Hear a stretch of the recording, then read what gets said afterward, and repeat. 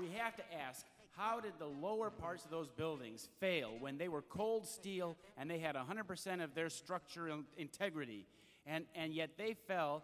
The North Tower fell faster than the speed of gravity. That simply is not possible. Alex Jones, the Road to Tyranny creator, said on his radio show through a Secret Service agent on Saturday, a week ago, the Secret Service agent testified that he and his fellow agents and his agency has known for years, plural, years, that the martial law in this country is supposed to be implemented starting November 1st. Before November 1st, they need to have a major catastrophe in order to get us to accept that without a major fight on their hands. What do all of you know about this horrible shit that's going on in our lives, and why has it taken so long for a panel like this that appears to be an honest panel for the most part?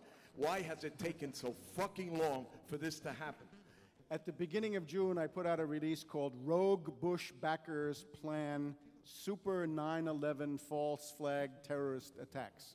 And it essentially goes through the tremendous pattern of psychological warfare, terror demagogy, coming from the Bush administration, but also coming from Richard Clarke, martial law bureaucrat, Ted Koppel, the controlled media, and so forth. And what this points to, I think that the big turning point is Bush's speech of April 21st, because he'd been trading on terrorism before.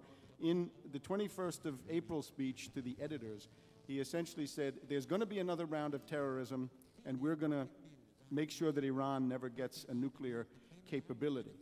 Now, therefore, the great danger right now is a second wave of 9/11 style terrorism, 1 or 2 orders of magnitude beyond. In other words, the ABC realm, atomic, bacteriological, and chemical.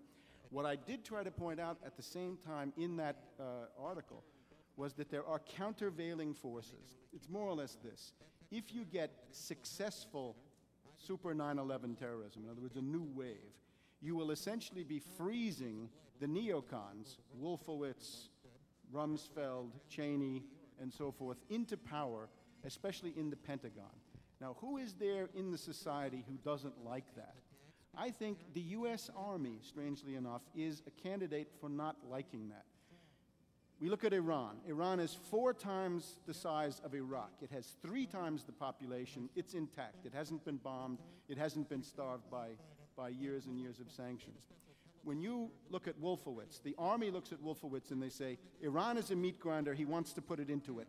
Are we going to allow Wolfowitz to have a coup and set up a neocon fascist dictatorship in the United States? I think the answer is there are some who don't want it, and that's the so-called Israeli mole scandal in the Pentagon is a desperate attempt to try to freeze, to stop that network from starting a war with Iran. Webster, thank you very much, and thank you all for coming. Thank you for your passion and what you all saw and reported. We really appreciate it. Stick around and talk amongst yourselves. Thank you for watching this video. Among all that you've seen, there is one silver bullet. There were no Muslims, no Arabs, no hijackers involved in these crimes.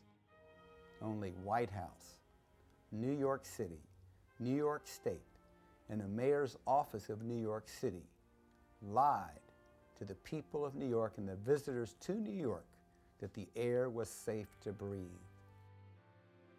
If you worked, lived, or visited the World Trade Center area after 9/11, I urge you to seek legal counsel to press criminal charges and file civil suits against the government officials who lied to you and may have seriously injured your health. Thank you.